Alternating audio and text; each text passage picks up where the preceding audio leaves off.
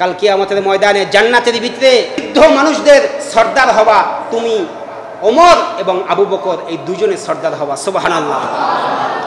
আবু বকর বলতেছেন এটা তো খুশির সংবাদ, এটা তো খুব ভালো সংবাদ, তাহলে আপনার মনটা বেজার কেন? হঠাৎ করে মনটা কালা হয়ে গেছে। বলতেছে এটা তো খুশির সংবাদ যে আমরা বৃদ্ধ মানুষদের সর্দার হব, আমি হব, ওমর হবে, তাহলে আপনার মনটা বেজার হলো কেন?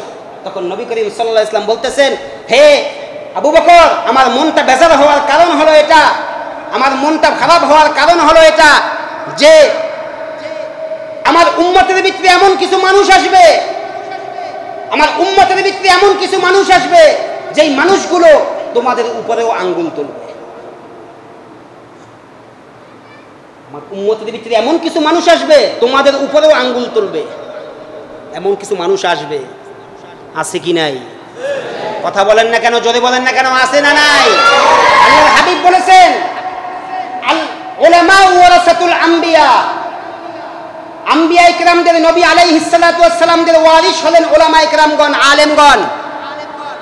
সাহাবা ইকরামদের ওয়ারিস সূত্রে উলামা ইকরামগণ হলেন সর্বোচ্চ স্থানের, তাদেরকে ইজ্জত দিয়েছেন নবী, তাদেরকে সম্মান দিয়েছেন নবী, তাদেরকে ইজ্জত দিয়েছেন আল্লাহ, তাদেরকে সম্মান দিয়েছেন আল্লাহ। ঠিক না বেঠিক?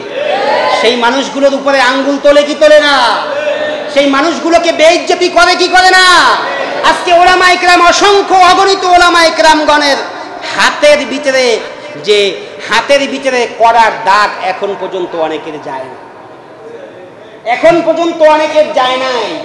তাহলে নবী করিম সাল্লাল্লাহু আলাইহি ওয়াসাল্লাম বলছেন যে তোমাদের উপরেও, তোমরা দুনিয়া থেকে জান্নাতের সার্টিফিকেট পেয়েছো, তারপরেও কিছু উম্মত আছে আমাদের, এত পরিমাণ জালেম উম্মত, তারা তোমাদের উপরেও আঙ্গুল তুলবে। হক্কানি উলামা ইকরাম যারা সর্বোচ্চ স্থান আল্লাহ তাআলা তাদেরকে দিয়েছেন, তাদের উপরেও আঙ্গুল তুইলা তাদেরকেও নির্যাতিত, অপমানিত আর লাঞ্ছিত করে তাদেরকে বছরকে বছর কষ্ট দিয়া এই নবীর যে কথাটা, সেই কথাটার উপরে তারা আছে কি নাই? কথা বলেন না কেন? আছে না নাই? করতেছে। কিন্তু নবী করিম সাল্লাল্লাহু আলাইহি ওয়াসাল্লাম বলছেন যে এই কাজগুলো কিছু মানুষগুলো করবে, কিন্তু যাও, এজন্য আমার মনটা বেজার হয়েছিল, এজন্য আমি মুখটাকে কালা করেছি।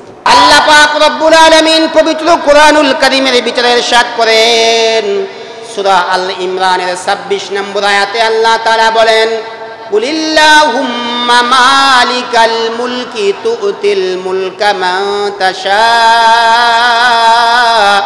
ওয়া তানজিউল মুলকা মিম্মান তাশা ওয়া তু'ইজ্জু মান তাশা ওয়া তুযিল্লু মান তাশা বিয়াদিকাল খায়র ইন্নাকা আলা কুল্লি শাইইন কাদির।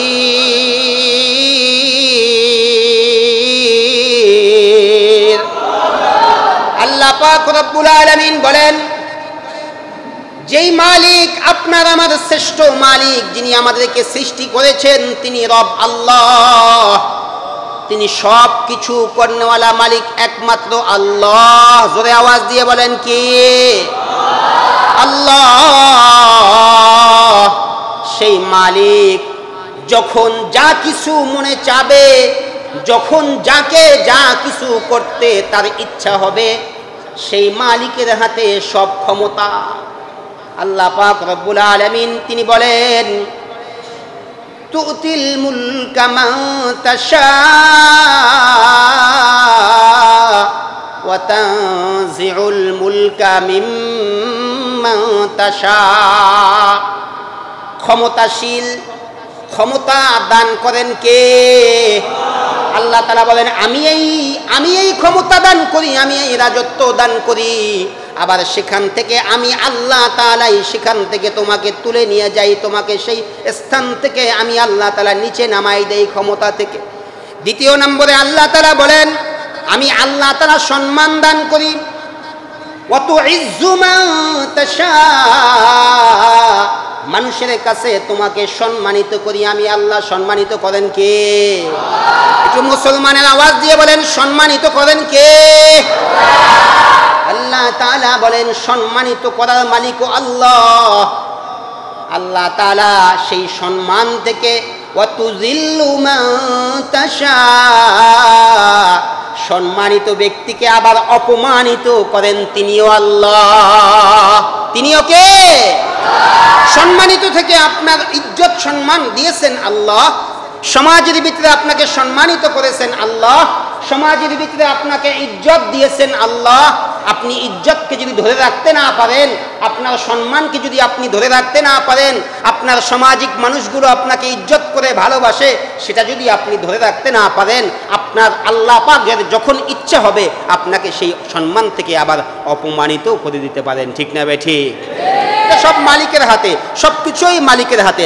আল্লাহ তাআলা বলতেছেন ইন্নাকা আলা কুল্লি শাইইন কাদির, সব কিছু করার ক্ষমতা একমাত্র কার? সব কিছু করার ক্ষমতা একমাত্র আল্লাহর। আল্লাহ তাআলা যখন যা মনে চাবে, যা ইচ্ছা হবে, যা করার ইচ্ছা করবে, সব কিছু তৎক্ষণাৎ করতে পারবেন কে? আল্লাহ করতে পারবেন। সব কিছু করার মালিক একমাত্র আল্লাহ।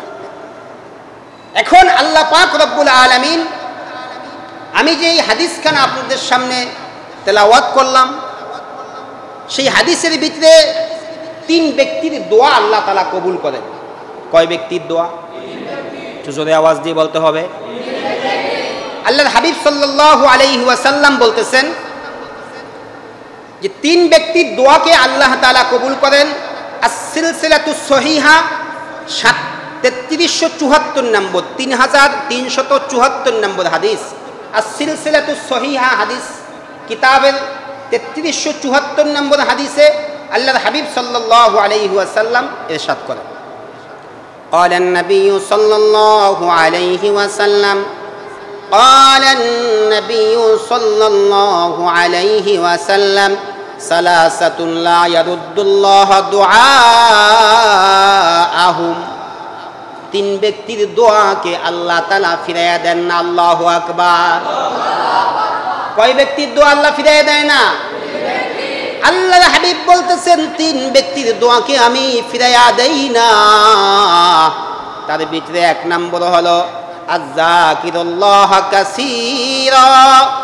নাম্বার 1, আল্লাহর হাবিব বলতেছেন যেই মানুষগুলো জিকির করে, যেই মানুষগুলো আল্লাহ পাকের নাম জপন করে, যেই মানুষগুলো আল্লাহকে ডাকাডাকি করে, কিন্তু সে মানুষের মধ্যে বসে করে, কিন্তু তার আশেপাশে যে মানুষগুলো আছে তারাও বুঝতে পারে না সে যে মালিককে ডাকতেছে। আল্লাহু আকবার। মালিককে ডাকতেছে, জবান দিয়ে বলতেছে সুবহানাল্লাহ, জবান দিয়ে বলতেছে আলহামদুলিল্লাহ, জবান দিয়ে মালিকের প্রশংসা করতেছে, জবান দিয়ে আল্লাহকে আল্লাহ আল্লাহ বলে বলে ডাকতেছে, জবান দিয়ে বলতেছে আল্লাহু আকবার, জবান দিয়ে মালিকের প্রশংসা করতেছে, মালিকের তাসবিহ গুলো গাইতেছে, লা ইলাহা ইল্লাল্লাহ সুবহানাল্লাহ। এই তাসবিহ গুলো তিনি মালিকের নাম জপন গুলো তিনি মানুষের মধ্যে বসে বসে তিনি করতেছে।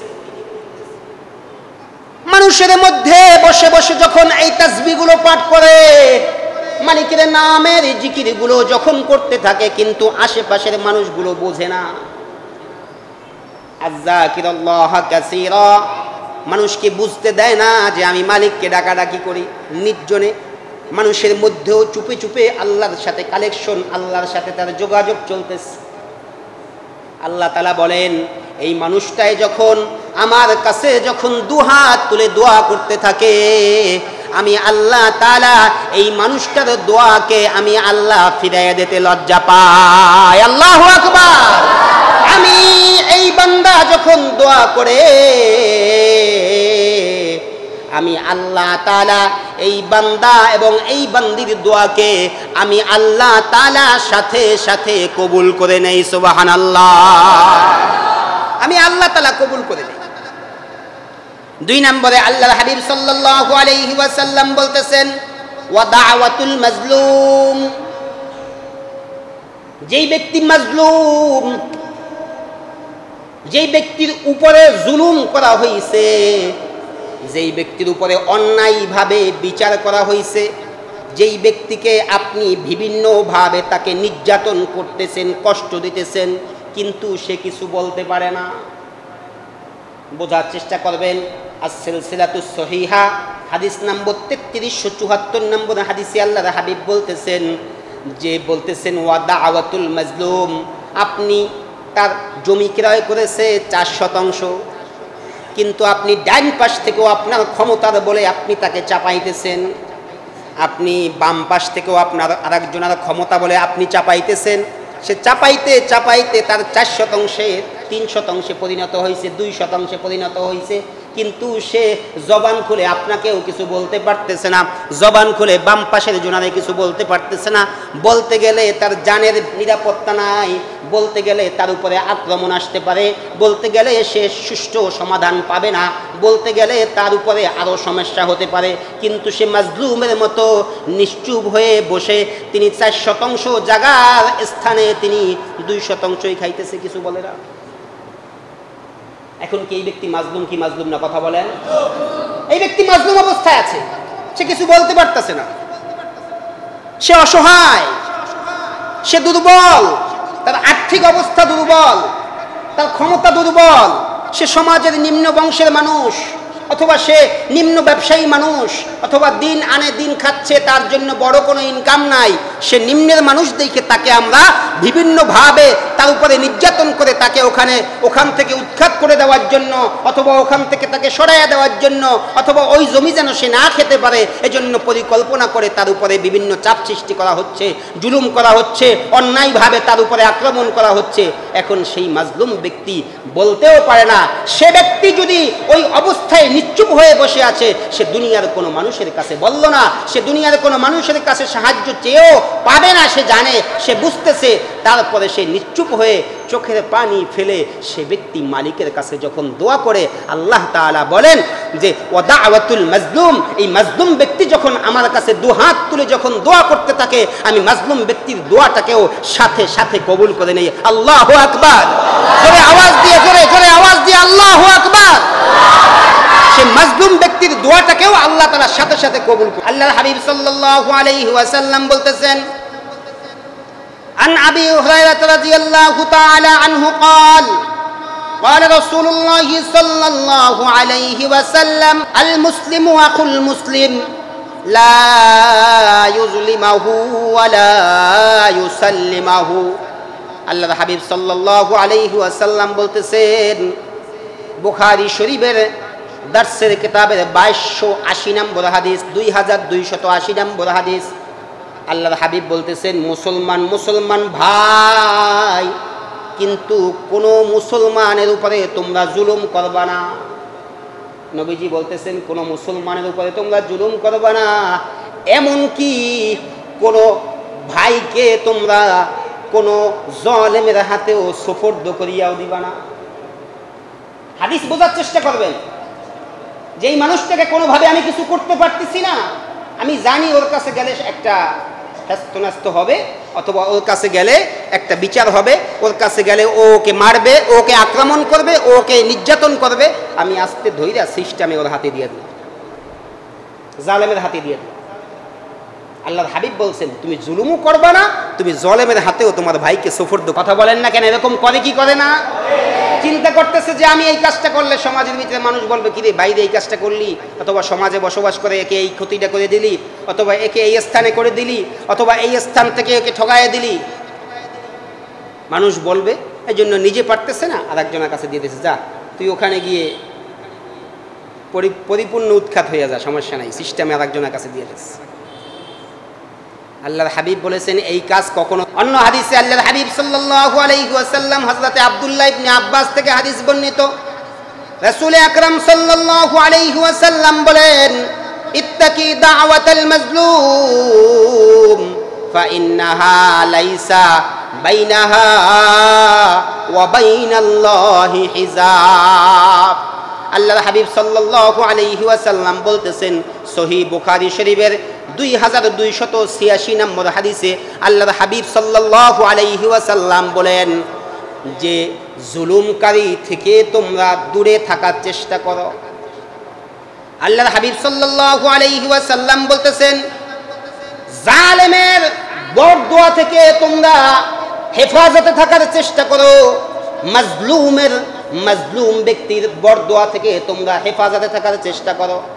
আল্লাহর হাবিব বলতেছেন, যেই মানুষটার উপরে জুলুম করা হয় সেই মানুষটাই যদি তোমার উপরে বরদোয়া করে সেইটা থেকে তুমি ফিরিয়ে থাকার চেষ্টা করো। তার কারণ হলো আল্লাহর হাবিব সাল্লাল্লাহু আলাইহি ওয়াসাল্লাম বলতেছেন, মাজলুম ব্যক্তি যদি আল্লাহর কাছে দোয়া করে, এই হাদিস শরীফের ভিতরে আল্লাহর হাবিব বলেছেন সেই ব্যক্তির দোয়ার সাথে আল্লাহর আরশের সাথে কোনো পর্দা থাকে না, সরাসরি আল্লাহ তাআলা তার দোয়াটি আল্লাহর আরশে আজিমে কবুল করে নেয়। আল্লাহু আকবার, জোরে আওয়াজ দিয়ে আল্লাহু আকবার। অথচ আপনার আমার উচিত যেই মানুষটাই সমস্যায় পড়েছে তাকে সাহায্য করা, সহযোগিতা করা, তার উপরে জুলুম করা যাবে না। ঠিক না বে ঠিক? জোরে আওয়াজ দিয়ে বলেন ঠিক না বে ঠিক? শুধু খালি আপনি আমি এলাকায় আছি তা নয়, আজকে বন্যার্থরা যারা কঠিন পরিস্থিতির ভিতরে আজকে যারা চলমান আছে, চলতেছে, যারা যাদের পরিস্থিতি খুব ভয়াবহ চলতেছে, খাবার দাবারের কোনো ব্যবস্থা নাই, এমনকি রাতের পর রাত দাঁড়ায় দাঁড়ায় পানির ভিতর থাকতেছে, সেই মানুষগুলোর পাশে দাঁড়ানো দরকার আছে না নাই? কথা বলেন না কেন, আছে না নাই? সেইখানেও কিছু দুষ্কৃতী লোকগুলো বিভিন্নভাবে ষড়যন্ত্র করার চেষ্টা করে। ঠিক না বে ঠিক? বিভিন্নভাবে ষড়যন্ত্র করার চেষ্টা করে, কিন্তু এখানে তো আমাদের সকলের ভাই ভাই মুসলমান হিসেবে একে অপরের পাশে দাঁড়ানো, একে অপরকে সহযোগিতা করা, একে অপরকে খেদমত করা, একে অপরকে বিভিন্নভাবে তাদের পাশে দাঁড়ানো, এটা মুসলমান হিসেবে ঠিক না বে ঠিক? কথা বলেন। প্রত্যেক মুসলমান হিসেবে তাদের পাশে দাঁড়ানো আমাদের উচিত, ইমানি দায়িত্ব। এখন শুধু আমাদের সমাজবাসীর দায়িত্ব তা নয়, রাষ্ট্রের ভিতরে যারা দায়িত্বে আছেন না কেন প্রত্যেকের জন্য আগে দায়িত্ব। সামাজিক মানুষগুলো যা করতে না পারবে তার চাইতে আপনারা আরো সুন্দর করে করতে পারবেন। ঠিক না বেঠিক? আমরা যতটুকু করতে পারবো তার চাইতে প্রশাসন, তার চাইতে দেশ পরিচালনা যারা করতেছে, দায়িত্বে যারা আছে, তাদের পক্ষে ওই মানুষগুলোর পাশে দাঁড়ানো আমাদের চেয়ে তাদের পক্ষে আরো সুন্দর করে সম্ভব। কি সম্ভব না? আরো ভালো করে সম্ভব, আরো সুন্দর করে সম্ভব তাদের পাশে দাঁড়ানো, তাদেরকে সহযোগিতা করা। এই জন্যই শুধু খালি নিজের পেটের ধান্দা নিজে যদি করি, নিজে খাইয়া বাঁচতেছি সমস্যা নাই, আমার আর এক ভাই খাইলো কি খাইলো না ওটা আমার দেখার বিষয় না, এটা কোনোদিন মুসলমানের কাজ হতে পারে না। সিদ্দিকে আকবর আবু বকর সিদ্দিক রাদিয়াল্লাহু তাআলা আনহু তার খেলাফত আমলে নিয়ম ছিল যে আমার দরবারে যখন এখানে এতিম, অসহায়, বিধবা এই মানুষদের তালিকা চলে আসবে, সেই তালিকাগুলো আমার এখানে যারা দায়িত্বপ্রাপ্ত লোক আছো, যারা এখানে আমার আশেপাশে আছো, তারা ওই লিস্টটি নিয়ে, নাম তালিকা নিয়ে নিয়ে তোমরা এক একজনের বাড়িতে খেদমতের জন্য, এতিমের সাহায্য করার জন্য, এতিমকে সহযোগিতা করার জন্য, বিধবা কোনো নারী থাকলে তাকে সাহায্য করার জন্য, তার খেদমত করার জন্য নাম লিস্টটি ধরে ধরে এক একজন করে নিয়ে যাবা। খলিফাতুল মুসলিমিন ওমরও সেখানে আছে, কিন্তু খেলাফত চলতেছে সিদ্দিক আকবর আবু বকর সিদ্দিক রাদিয়াল্লাহু তাআলা। সব তালিকা এক একজন সাহাবা, এক একজন আল্লাহ পাকের বান্দারা নিয়ে গেল, দেখতেছে সিদ্দিক আকবর আবু বকর সিদ্দিক রাদিয়াল্লাহু তাআলা আনহু লিস্টটি বন্টন করে দিলেন। এবার খলিফাতুল মুসলিমিন ওমর দেখতেছে কোনো নাম বাকি আছে কিনা, আমি কোনোটা ভাগে পাই কিনা খেদমত করার জন্য। সে গিয়ে দেখে এক বিধবা নারী মহিলা, তার নামটা এখানে আছে। তিনি ফজরের নামাজের টাইমেই তার খেদমত করার জন্য, তার কি প্রয়োজন, তার এখন কি দরকার, কি কাজ করা দরকার, সেখানে চলে গেছে। খোঁজ খবর নিয়ে চলে যাওয়ার পরে জিজ্ঞেস করতেছে, মা আমি তো আপনার খেদমতের জন্য আসছি, আপনার কি কাজ প্রয়োজন, কতটুকু কি করতে হবে আমাকে বলেন।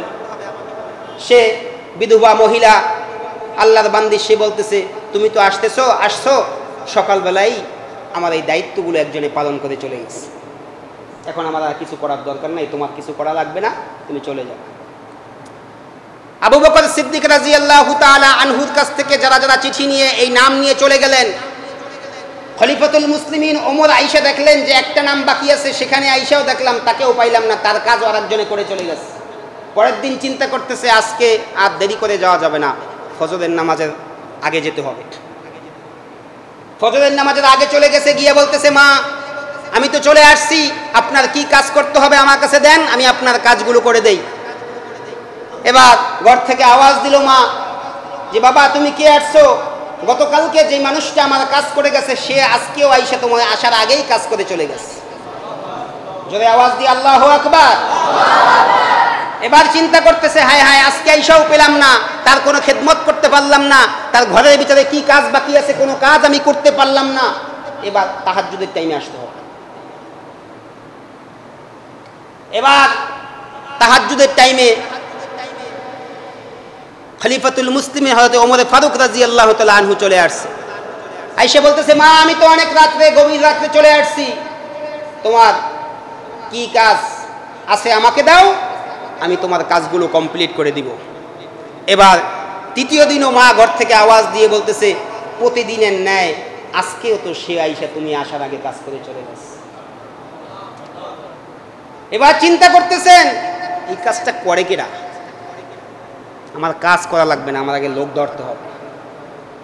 আজকে ঘুম বন্ধ, আজকে মাগরিব থেকে নিয়ে আগে লোক ধরার জন্য পায়রা দেব। আমার কাজ দরকার নাই, আমি 3 দিন এসে গেছি ফাও ফাও, আমার কোনো কাজ আমি করতে পারি নাই, আমার এই কষ্ট গেছে বিফলে, কাজে কাজে আজকে আমার কাজের দরকার নেই, আমি লোক ধরতে হবে। আগে কে আসে, কে এই কাজটা করতে আসে? পায়রা দেওয়ার জন্য ঘরের কিনারায় মাগরিবের পর থেকে নিয়ে বসে আছেন। এবার দেখতেছে গভীর রাত্রিতে আল্লাহর এক বান্দা খালি পায়ে আস্তে আস্তে আওয়াজে সুন্দর করে চলে আসতেছে। দেখতেছে কে যেন আসতেছে। কাছাকাছি চলে আসার পরে খলিফাতুল মুসলিমিন হযরত ওমর ফারুক রাদিয়াল্লাহু তাআলা আনহু দেখে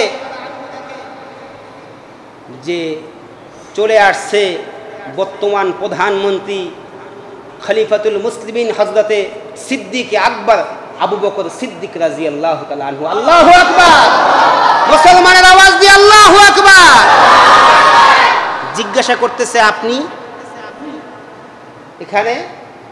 বলতেছে হ্যাঁ আমি এই বিধবা মায়ের খেদমত করার জন্য আমি আসি। আপনি আসছেন কেন? তখন বলতেছে আমিও তো 3 দিন যাবত আসতেছি কিন্তু আমি তো পাচ্ছি না। আপনি আইসা কাজ করে চলে যান, আপনার তো কত দায়িত্ব আছে, কত কাজ আছে, কত আপনার রাষ্ট্রের দায়িত্ব আছে, তারপরও আপনি ফাঁকে আইসে এই মায়ের কাজটা করে দিয়ে যান। আপনি অন্য কিছু করতে পারেন না? আপনার কি আমরা আসি না? খালি পায়ে আসছেন কেন? তখন বলে আমি খালি পায়ে আসি এজন্য যে আমি রাত্রিবেলায় যদি জুতা পায়ে দিয়ে হাইটে যদি এই মায়ের কাছে খেদমতের জন্য আসি, আমার জুতার পায়ের আওয়াজে যদি কোনো মানুষের ঘুম ভেঙে যায় তাহলে সেখানে আমি কি জবাব দেব? এজন্য আমি খালি পায়ে আস্তে করে হাঁটিয়ে আসিয়া আমি এই বিধবা মায়ের খেদমতটা করে যাই। আল্লাহু আকবার। খেদমতটা তারা কিভাবে নিয়েছে, তারা মানুষের পাশে দাঁড়ানো কিভাবে নিয়েছে? তিনি হলেন প্রধানমন্ত্রী, তার অধীনে তো লক্ষ লক্ষ মানুষ কাজ করে, হাজার মানুষ কাজ করে, তার তো আসার দরকার নাই। তারপরে তিনি আইসা সেই বিধবা নারীর খেদমত করার জন্য কিভাবে লেগে গেছে, কিভাবে রাত্রিবেলায় আইসা গোপনে আইসা কাজ করে যায়। আর আমরা বিধবা নারীর খেদমত নেওয়া, দায়িত্ব নেওয়াতে দূরের কথা, নিজের আপন মা সেও যদি বিধবা হয়ে থাকে তার খেদমতটাই করতে চাই না। ঠিক না বেঠিক? কথা বলেন না কেন? ঠিক না বেঠিক? নিজের আপন মা বাবা নাই, এই অবস্থায় মায়ের খেদমত যেই পরিমাণ করা দরকার সেই পরিমাণ তো আমরা করতে চাই না। আমরা বাঙালি, আমরা মুসলমান দাবি করি, আমরা সেই নিজের জন্মদাতা মায়ের খেদমতটাও করতে চাই না। ঠিক না বেঠিক? কেমন মুসলমান, কেমন সিদ্দিক আকবর, কেমন আবু বকর, দুইজনে সারাটা জীবন লাগিয়েছিল, দুইজনে লাগিয়েছিল সারাটা জীবন। আপনারা বলবেন কি লাগিয়েছিল? মারামারি আর কাটাকাটি না, লাগিয়েছিল নেক আমল কার চাইতে কি বেশি করতে পারে, আমল কার চাইতে কি বেশি করতে পারে। সারাটা জীবন সে লাগিয়েছিল, কোনোদিন আগে যেতে পারে নাই, কোনোদিন আগে যাওয়া তার পক্ষে সম্ভব হয় নাই। একদিনের ঘটনা, সিদ্দিক আকবর আবু বকর সিদ্দিক রাদিয়াল্লাহু তাআলা আনহু, খলিফাতুল মুসলিমিন হযরত ওমর ফারুক রাদিয়াল্লাহু তাআলা আনহু, দুইজনে এক জায়গায় বৈশা আলাপ আলোচনা চলতেছে। এর মধ্যে হঠাৎ করে খলিফাতুল মুসলিমিন হযরত ওমর বলতেছে আবু বকরকে, হে আবু বকর আমি তো একটা জিনিস করতে চাই তোমার সাথে, তুমি শোনো। বলতেছে কি? আমি তো জানি যে আমার নেকির চেয়ে তোমার নেকিটা অনেক বেশি। একে অপরে বন্ধু বান্ধব এক জায়গায় বলতেছে। আবু বকর সিদ্দিক বলতেছেন কি বলতেছো? আমি তো জানি উল্টা, আমি তো জানি আমার নেকির চাইতে তোমার নেকি বেশি। এখন দুইজনে বলতেছে, আবু বকর বলতেছে তোমার নেকি বেশি, ওমর বলতেছে তোমার নেকি বেশি আমার চাইতে। এবার খলিফাতুল মুসলিমিন ওমর বলতেছে, ঠিক আছে, দুইজনে যখন দুইজনের কথা বেশি বলতেছি, এখন তাহলে একটা জিনিস করা যায় না? বলে কি? বলে হে আবু বকর, তোমার নেকি যখন বলতেছো কম, আমার নেকি যখন বেশি বলতেছো, আমার বেশি নেকিগুলো তুমি নিয়ে যাও, আর তোমার কম নেকিগুলো আমাকে দিয়ে দাও। আল্লাহু আকবার। এবার সিদ্দিক আকবর আবু বকর বলতেছে, হ্যাঁ পাল্টাপাল্টি করা যায়, কিন্তু পাল্টাপাল্টি করার আগে একটু নবীর সাথে পরামর্শ করে আসি। নবীর কাছে গিয়ে বলতেছে, রাসূলুল্লাহ ইয়া হাবিবাল্লাহ, দুইজনে ঝগড়া লাগছি, ওমর বলতেছে আমার নাকি বেশি, আর আমি বলতেছি আবু বকর, আমি বলতেছি ওমরের নাকি বেশি। এখন ওমর বলতেছে আমার নাকি ও নিয়ে যাবে, আর ওর নাকি আমাকে দিয়ে দেবে, পাল্টাপাল্টি করবে, এটা কি করব? নবী করিম সাল্লাল্লাহু আলাইহি ওয়াসাল্লাম বলতেছেন, হে আবু বকর, শোনো শোনো শোনো, তোমরা পাল্টাপাল্টি করবা কিনা আমি জানি না, আমি কাউকে কোনো সিদ্ধান্ত দিতে পারবো না। তার কারণ হলো তুমিও আমার মুরব্বী, ওমরও আমার মুরব্বী, তুমিও হলো আমার শ্বশুর, ওমরও হলো আমার শ্বশুর, দুইজনেই আমার মুরব্বী, কিন্তু আমি একজনকে জিতাইয়া দিব আর একজনকে ঠগাইয়া দিব, এমন কোনো কাজ আমি করতে পারবো না। কিন্তু একটা জিনিস শুনে রাখো, একটা জিনিস শুনে রাখো, তোমার যে নেক আমল তুমি যে করেছো, তোমার নেক আমল তুমি যা করেছো, তুমি এই সারাটা জীবন বসে যে নেক আমল করেছো। খলিফাতুল মুসলিমিন ওমর সারাটা জীবন যে নেক আমল করেছে,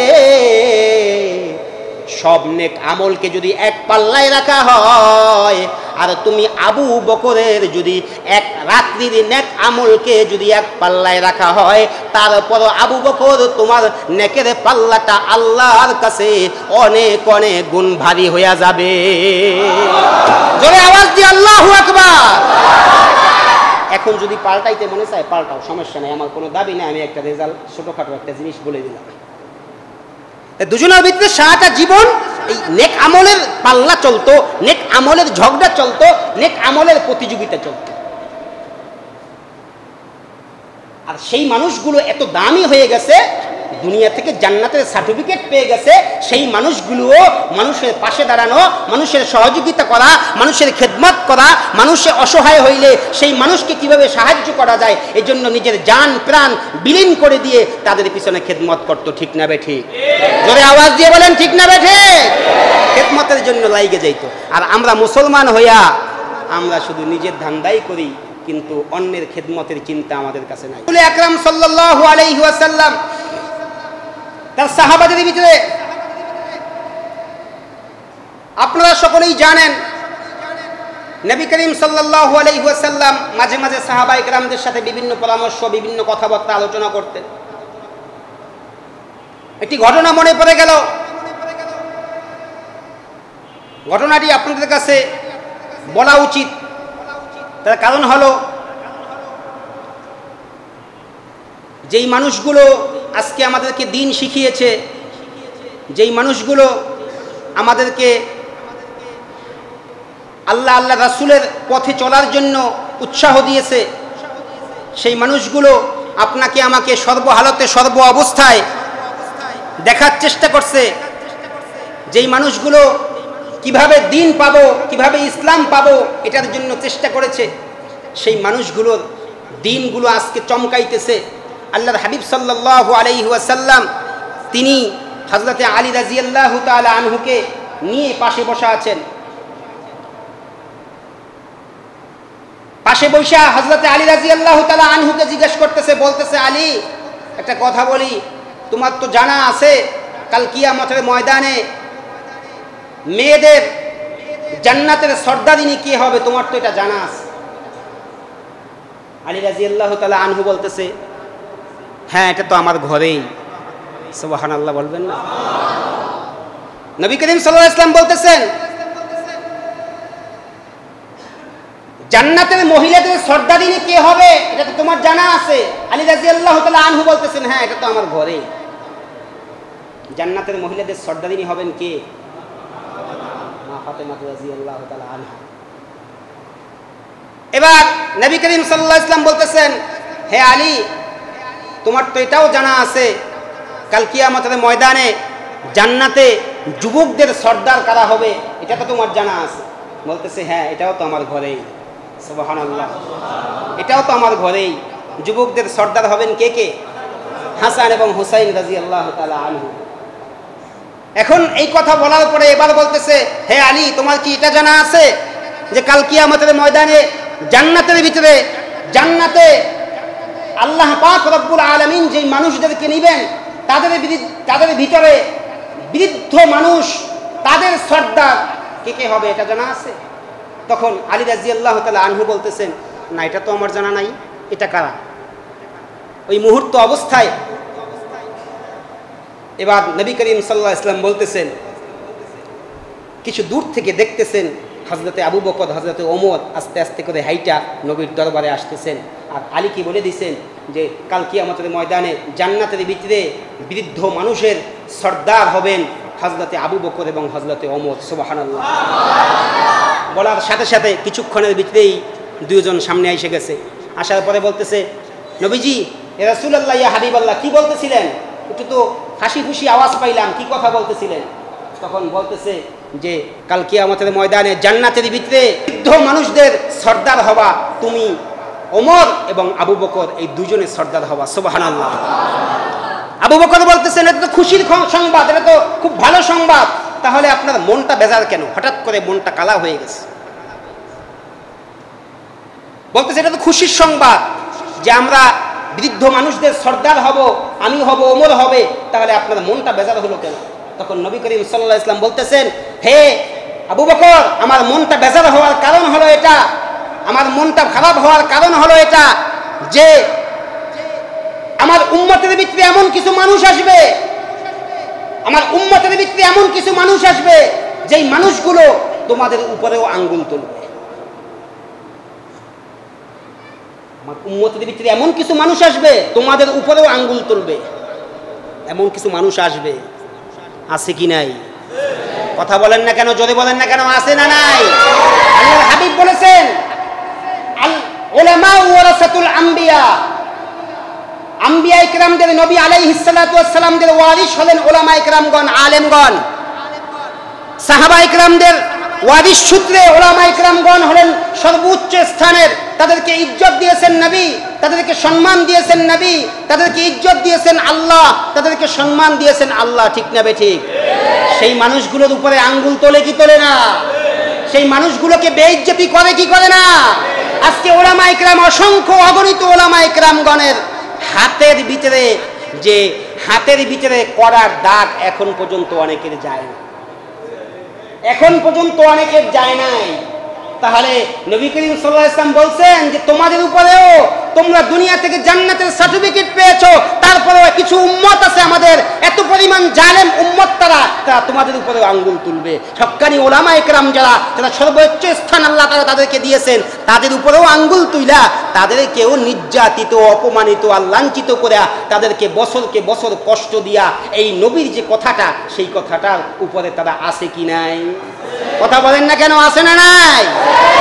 বলতেছে। কিন্তু নবী করিম সাল্লাল্লাহু আলাইহি ওয়াসাল্লাম বলছেন যে এই কাজগুলো কিছু মানুষগুলো করবে, কিন্তু যাও, এই জন্য আমার মনটা বেজার হয়েছিল, এই জন্য আমি মুখটাকে কালা করেছিলাম। নবী করিম সাল্লাল্লাহু আলাইহি ওয়াসাল্লাম এই কথা বলার পরে তখন এবার আবু বকর বলতেছে, আমাদের কি কেউ ভালোবাসবে না? আবু বকর বলতেছে, এক শ্রেণীর মানুষ তো আঙ্গুল তুলবে আমাদের উপরে, ঠিক আছে, কিন্তু আমাদের কি কেউ ভালোবাসবে না? তখন নবী করিম সাল্লাল্লাহু আলাইহি ওয়াসাল্লাম বলছেন, হ্যাঁ, অসংখ্য অগণিত মানুষ তোমাদেরকে ভালোবাসবে। সুবহানাল্লাহ। এবার বলতেছে, নবী করিম সাল্লাল্লাহু আলাইহি ওয়াসাল্লাম বলতেছে, তোমরা তাহলে ভালোবাসবে যখন, তোমরা আমার উম্মতের জন্য কি দিয়ে যাবা? খেয়াল করবেন, তোমরা আমার উম্মতের জন্য কি দিয়ে যাবা? এবার আবু বকর বলতেছে, আমার সারা জীবনের যে নেকি আমি করেছি তার চাইদানি বুঝেন? 4 ভাগের 1 ভাগ, যে আমার সারা জীবনের যে নেক আমল করেছি তার 4 ভাগের 1 ভাগ আমি আপনার উম্মতের জন্য দিয়ে দেব। আরে জোরে বলেন আল্লাহু আকবার, আরো জোরে আওয়াজ দিয়ে আল্লাহু আকবার। কয় ভাগের 1 ভাগ? ওমরে জিজ্ঞেস করতেছে, ওমর তুমি কি দিবা? ওমর বলতেছে, আজীবন টক্কর লাগাইয়া তো কোনোদিন পারি নাই আবু বকরের সাথে, কোনোদিন আবু বকরের সাথে কোনোদিন পারি নাই, তাই কাজে কাজে আর পাল্লা পাল্লির দরকার নাই। সে যখন চাইদা না বলছে, আমিও আমার জীবনের সারা জীবনের আমলের চাইদা না আমি আপনার উম্মতের জন্য দিয়ে দিব। সুবহানাল্লাহ। চাইদানার কথা এখন বাদ দেন, এখন নবী করিম সাল্লাল্লাহু আলাইহি ওয়াসাল্লাম বলতেছেন, ঠিক আছে দুইজনে যখন সারা জীবনের আমলের 4/1 দিয়ে দিবা, লিখিত দাও। লিখিত দিছে, লিখিত দেওয়ার সাথে সাথে ওই মুহূর্ত অবস্থায় জিবরাইল আমিন আসমান থেকে নাজিল হয়েছে। আল্লাহু আকবার। নবী করিম সাল্লাল্লাহু আলাইহি ওয়াসাল্লাম বলতেছেন, হে জিবরাইল, এই মুহূর্তে তুমি কেন আসলা? তখন জিবরাইল আমিন ডাক দিয়ে বলতেছেন, ওগো পয়গম্বর, আমি আসছি কাগজটা নিয়ে যাওয়ার জন্য। জোরে আপনার আবু বকর, আপনার ওমর, তার জীবনের নেকিগুলো যখন 4/1 দিয়ে দিবে, আপনি লিখিত চেয়েছেন, সেই লিখিত কাগজটাকে আমি নিয়ে যাওয়ার জন্য আসছি। আল্লাহ তাআলা বলছেন, যখন ওমর বলবে, আবু বকর লিখিত দিবে, সাথে আপনার সিগনেচারটা সেখানে দিয়ে দেওয়ার জন্য আল্লাহ বলছে। আল্লাহু আকবার। সাথে সাথে আল্লাহর হাবিব সাল্লাল্লাহু আলাইহি ওয়াসাল্লাম কাগজটা নিয়া এবারে সিগনেচার দিয়া হযরত জিবরাইল আমিনের হাতে দিয়া দিছে। জিবরাইল আমিন আকাশে চলে গেছে, কিছুক্ষণের ভিতরে আবার চলে আসছে। আবার নবী জিজ্ঞাসা করতেছে, হপায় গেলা, আবার চলে আসলা, কারণ কি? এবার বলতেছে, ইয়া রাসূলুল্লাহ, ইয়া হাবিবাল্লাহ, আমি যখন কাগজটা আকাশে নিয়ে গেছি, আল্লাহর কাছে কাগজটা জমা দিয়ে আবার চলে আসছি। আল্লাহু আকবার। এবার বলতেছে, শুধু খালি তাই না গো হাবিব,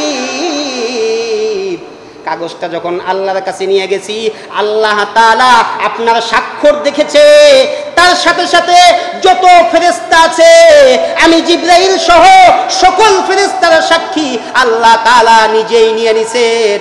এমনকি আল্লাহ তাআলা নিজেও সেই কাগজের উপরে সাক্ষী দিয়া আপনার উম্মতের জন্য কাল কিয়ামতের ময়দানে সেই কাগজটাকে ব্যবহার করে আপনার উম্মতদেরকে আল্লাহ জান্নাতি বানায়া দিবে। আওয়াজ দিয়ে আল্লাহু আকবার। জান্নাতি বানাই দিবেন, জান্নাতি বানাই দিবেন। চাইদা না কতটুকু জানেন? চাইদা না কতটুকু জানেন? রাত্রি বেলায় আম্মাজান হযরতে আয়েশা সিদ্দিকা রাদিয়াল্লাহু তাআলা আনহাকে নিয়া নবী করিম সাল্লাল্লাহু আলাইহি ওয়াসাল্লাম বাহিরে বের হয়েছেন। আকাশে পূর্ণিমার চাঁদগুলো, চন্দ্রগুলো, তারকাগুলো চমকাইতেছে। আম্মাজান আয়েশা সিদ্দিকা বলতেছেন, হে নবী করিম সাল্লাল্লাহু আলাইহি ওয়াসাল্লাম, এই যে আকাশের তারকাগুলো দেখা যায়, এই তারকার মতো, এত তারকার মতো নেকি কি কারো দুনিয়ার জগতে আছে? তখন নবী করিম সাল্লাল্লাহু আলাইহি ওয়াসাল্লাম বলতেছেন, হ্যাঁ আছে। কার? এবার তো অপেক্ষায় বসছেন যে বোধ হয় আমার বাবা আবু বকর সিদ্দিকের নামটাই বইলা ফেলাইবে। কিন্তু নবী করিম সাল্লাল্লাহু আলাইহি ওয়াসাল্লাম বলছেন যে এই আকাশের যতগুলো তারকা, এত পরিমাণ নেকি হলো হযরতে ওমর ফারুক রাদিয়াল্লাহু তাআলা। মনটা বেজার হয়ে গেছে, আপনারা জানেন। মনটা বেজার হওয়ার পরে নবী করিম সাল্লাল্লাহু আলাইহি ওয়াসাল্লাম ভাব তো বুঝে ফেলাইছে। বলতেছে, কিও মনটা বেজার লাগতেছে, তোমার বাবার নাম বলি না এর লিগা? বলতেছে, বোঝেন তাহলে আবার খোটা দেন কি লিগা, খোসা দেন কি লিগা? বলতেছে, শোনো, তুমি রাগ হইও না। হযরতে ওমর ফারুক রাদিয়াল্লাহু তাআলা আনহু আকাশের তারকা পরিমাণ ওমরের নেকি, এই ওমরের নেকিকে যদি এক পাল্লায় রাখা হয়, আর সারা ওমরের নেকি এই আকাশের তারকা পরিমাণ, কিন্তু এই ওমরের মতো যত মানুষ কিয়ামত পর্যন্ত যত মানুষ আসবে, সমস্ত মানুষের নেকিকে যদি এক পাল্লায় রাখা হয়, আর তোমার বাবা আবু বকরের এক রাত্রির নেকিকে যদি এক পাল্লায় রাখা হয়, তারপরে তোমার বাবার নেকির পাল্লা ভারী হয়েছে। এবার হাইসা দিয়েছে খুশি। এখন আকাশের তারকা পরিমাণ নেকি কার? ওমরের। ওমর বলছে তার জীবনের নেকির কতটুকু দিবে? হ্যাঁ, আমার ওয়াজটি আপনারা বুঝেন না? চাইদা না। বৈজ্ঞানিক মতে আসেন, 750 750 কোটি মানুষ, বৈজ্ঞানিক মতে 750 কোটি মানুষ যদি 200 কোটি বছর পর্যন্ত গণনা করে, তাহলে হয়তো আকাশের তারকা গোনা সম্ভব হতে পারে, তাও সম্ভাবনা পরিপূর্ণ নয়। কথা বুঝতে পারছেন আপনারা? বৈজ্ঞানিক মতে 750 কোটি মানুষ যদি 200 কোটি বছর পর্যন্ত যদি গণনা করে, তাহলে হয়তো গণনা সম্ভব হতেও পারে, নাও হতে পারে, এটা সম্ভাবনা বলছে। তাহলে 200 কোটি বছর 200 কোটি বছর গণনা করবে কত মানুষে? 750 কোটি মানুষে গণনা করবে। তাহলে নবী করিম সাল্লাল্লাহু আলাইহি ওয়াসাল্লাম ওমরের যখন নেক আমল এইখানে বলেছেন, তাহলে এখানে ওমর রাদিয়াল্লাহু তাআলা আনহুর নেকি কাজে যদি 4 ভাগের 1 ভাগ করা হয় তাহলে কয়শো বছর হয়? 200 বছর না, 50 কোটি বছর নাকি? 200 কোটি বছরের 4 ভাগের 1 ভাগ 50 কোটি বছর। তাহলে 50 কোটি বছর 750 মানুষে যদি তারকাগুলো গণনা করে, তাহলেও গণনা ওই 4 ভাগের 1 ভাগ, এই 4 ভাগের 1 ভাগ তো আমাদেরকে দিয়েই দিছে। আল্লাহু আকবার, জোরে আওয়াজ দিয়ে আল্লাহু আকবার। সেই খলিফাতুল মুসলিমিন ওমর, তার আমলটা এরকমভাবে এত পরিমাণ আমল, তার ভাগ এই 2 জনের ভাগ দিয়ে দিছে।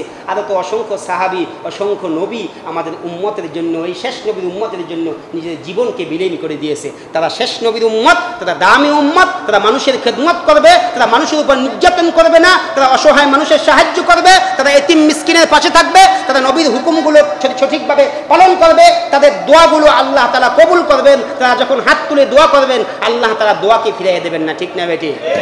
আল্লাহ হাবিব বলেছেন নাম্বার 3, যেই দোয়াটি 3 জনের 3য় নম্বরের দোয়া, ওয়াল ইমামুল মুকসিত, যেই মানুষগুলো এই কাজগুলো করবে, যেই বাচ্চা এই কাজগুলো করবে, সেই বাচ্চা যখন রাত্রিবেলায় দেশের জন্য দোয়া করবে, মানুষের জন্য দোয়া করবে, অসহায় এতিম মিসকিনের জন্য দোয়া করবে, বন্যার্ত ব্যক্তিদের জন্য যখন দোয়া করবে, তাহাজ্জুদের নামাজ পড়ে সেজদা দিয়ে, আল্লাহ তাআলা ওই বাচ্চার দোয়াকে ফিরিয়ে দেবেন না, ঠিক না বেটি? তাহলে আমরা চাই যেন আমরা মুসলমান ভাই ভাই একত্রিত অবস্থায় থেকে আমরা মুসলমানের পাশে থাকতে চাই, ঠিক না বেটি? রাজি আছেন সবাই? রাজি আছেন সবাই? আল্লাহ তাআলা আমাদের সকলকে এই অসহায় এতিম মানুষের পাশে, বিশেষ করে এখন বর্তমানে যেই পরিস্থিতি চলতেছে আপনারা সকলেই জানেন, ফেসবুকে দেখেন, টিভিতে দেখেন, খবরে দেখেন, এমন পরিস্থিতিতে মানুষগুলো আছে যেটা দেখলে চোখের পানি রাখা যায়। ছোট ছোট বাচ্চাদেরকে বলের ভিতরে নিয়ে যাইতেছে। মানুষ মারা গেছে, কলা গাছের উপরে রাইখা মাটি খুঁজতেছে, কোথায় মাটি পাবে? মারা গেছে মানুষটাকে দাফন করবে কোথায়? মাটি পায় না খুঁজে, কলা গাছের উপরে ভাসায়